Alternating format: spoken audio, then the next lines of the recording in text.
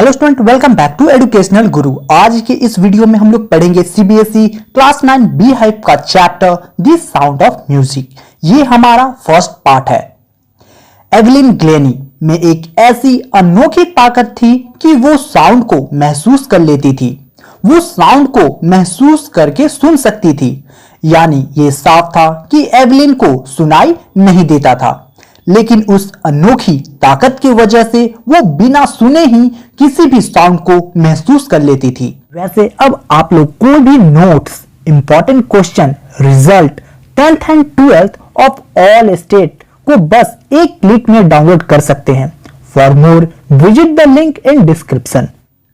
God ने इन्हें एक अजीब सी ताकत दे दी थी जो हम सब नॉर्मल इंसान किसी भी साउंड को सुनते थे, लेकिन एवलिन वही साउंड को महसूस कर सकती थी और बस इसीलिए वो म्यूजिक को अच्छे से एक्सप्रेस कर पाती थी। तो हम लोग भी इस चैप्टर में ऐसे ही एक पर्सन के बारे में पढ़ेंगे जिन्होंने अपने डिसेबिलिटी को ही अपना हथियार बनाया और अपने लाइफ में सक्सेस भी हुए। अंडरग्राउंड रेलवे स्टेशन में काफी ज्यादा रस भरा हुआ था, यानी कि काफी ज्यादा भागदौड़ थी। सब एक दूसरे को धक्का देते हुए अपने अपने पोजीशन ले रहे थे। वहीं पे एक 17 इयर्स की दुबली पतली लड़की थी जो काफी नर्वस थी और साथ ही साथ एक्साइटेड भी थी। और ऐसा इसलिए था क्योंकि वो वाइब्रेशन को महसूस कर पा रही थी ट्रेन आने का। मशहूर रॉयल एकेडमी ऑफ म्यूजिक जो लंदन में था, वहां इस छोटी सी 17 इयर्स लड़की का पहला दिन था। ये थोड़ी डरी हुई भी थी, थोड़ी घबराई हुई थी, जो हर एक टीनेजर के अंदर होता है। और ये एकदम फ्रेश टीनेजर थी जो अभी अभी स्कॉटिश फार्म से निकलकर इस न्यू वर्ल्ड यानी न्यू प्लेस पे आई थी। और इसमें इस छोटी सी 17 इयर्स की लड़की ने दूसरे के मुकाबले काफी बड़ा चैलेंज को फेस किया, क्योंकि ये 17 साल की छोटी सी टीनेजर डेफ थी, वो सुन नहीं सकती थी। एवलिन की मॉम याद करते हुए बताती है कि एक दिन एवलिन पियानो प्ले करने के लिए वेट कर रही थी और जब इनकी मॉम ने नाम लेके एवलिन को पुकारा तो एवलिन बिल्कुल भी रिएक्ट नहीं करी। तभी उनकी मॉम, जिसका नाम इजाबेल ग्लेनी था, उन्हें एहसास होता है कि एवलिन ने सुनना नहीं है। एवलिन ने अपने सुनने की शक्ति को धीरे धीरे खोती जा रही थी और ये बात उसने अपने फ्रेंड्स और टीचर से कुछ टाइम छुपाने में वो कामयाब भी हो गई थी। लेकिन जब वो 11 इयर्स की थी और एवलिन का मार्क्स बहुत खराब आ रहा था और हेड मिस्ट्रेस ने पेरेंट्स को बुलाया और कहा कि एवलिन को किसी स्पेशलिस्ट से दिखाना चाहिए, जहां ये पता चला कि एवलिन की सुनने की जो शक्ति पूरी तरह से वो चली गई थी और ऐसा नर्वस के डैमेज होने की वजह से हुआ था। और यह भी सजेशन दिया गया कि अब एवलिन को किसी डेफ स्कूल में एडमिशन कराया जाए।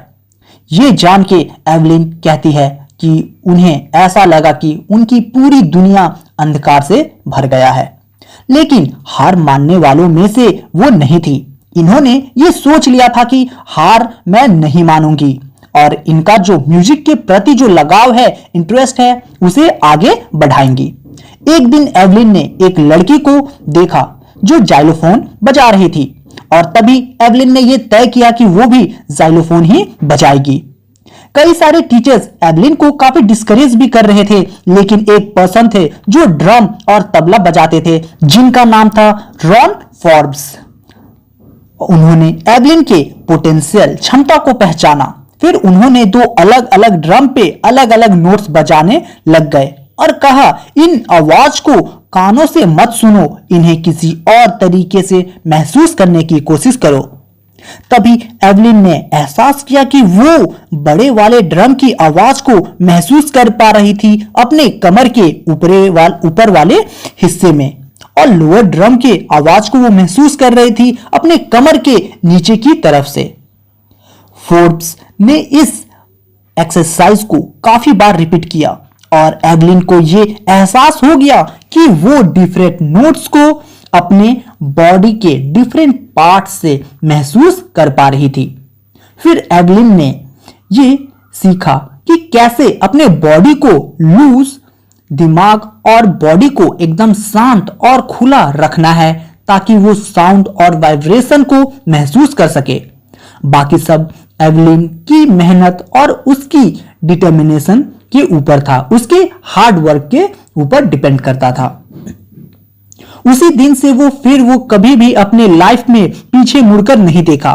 फिर जब ये 16 इयर्स की हो गई तब इन्होंने ये फैसला किया कि वो अपनी लाइफ म्यूजिक में ही बनाएगी और एवलिन ने रॉयल म्यूजिक एकेडमी में म्यूजिक के सारे हायर स्कोर को रिकॉर्ड को भी तोड़ दिया। एवलिन अपने आप को ग्रुप परफॉर्मेंस से अलग किया और सोलो परफॉर्मेंस करने लग गई और 3 साल का ये कोर्स के अंत तक एवलिन ने टॉप अवार्ड्स को पा लिया था।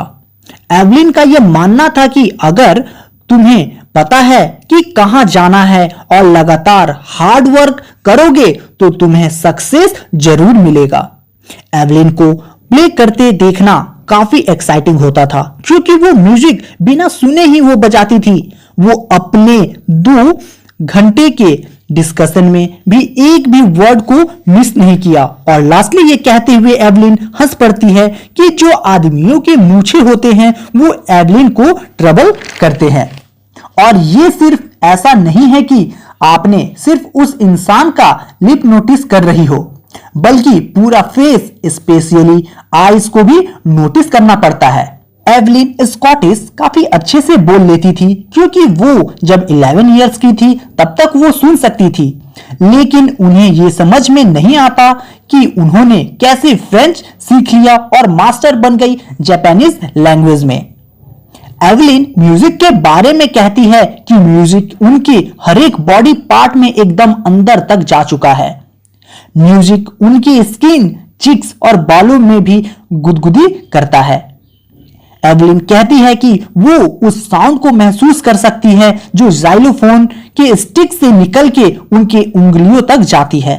वो ड्रम के आगे झुक के उस ड्रम के बीट्स के वाइब्रेशन को महसूस कर सकती है। वो वुडन प्लेटफॉर्म के ऊपर अपने शूज को रिमूव कर देती है ताकि वो खाली पैर उन वाइब्रेशन को पैरों के निचले भाग से होते हुए ऊपर लेग्स तक वो महसूस कर पाए। और ये कोई सरप्राइज की बात नहीं थी। एवलिन को जो भी लोग ऑडियंस सुनने आते थे वो सभी लोग काफी खुश होके जाते थे म्यूजिक सुन के।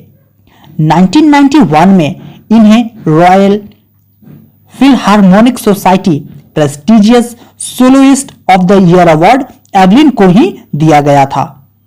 एवलिन के जो मास्टर थे जेम्स ब्लेड, वो कहते हैं कि गॉड ने एवलिन से सुनने की शक्ति तो ले ली लेकिन बदले में कुछ अच्छा एक्स्ट्रा ऑर्डिनरी चीज दे दी जो हम लोग सुन सकते हैं। एवलिन उससे काफी गहराई से महसूस कर सकती है और बस इसी वजह से वो म्यूजिक को काफी खूबसूरती से बजा लेती है।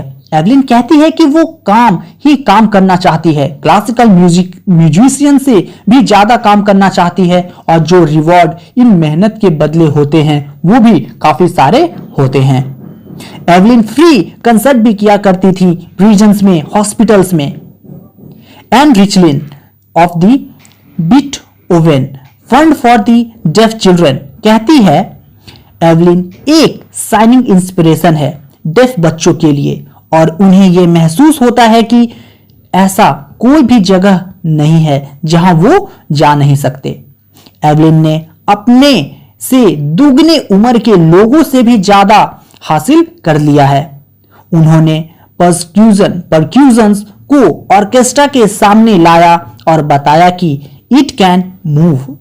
एवलिन एक इंस्पिरेशन दिया सभी हैंडीकैप्ड लोगों को, जो लोग ये कहते हैं एवलिन को देख के कि अगर वो कर सकती है तो हम भी कर सकते हैं। और ये कहने की बात नहीं है कि उन्होंने लाखों लोगों को खुशी दी है। So student, this was the full explanation of this chapter. I hope आप लोगों को समझ में आने के साथ साथ पसंद भी आया होगा।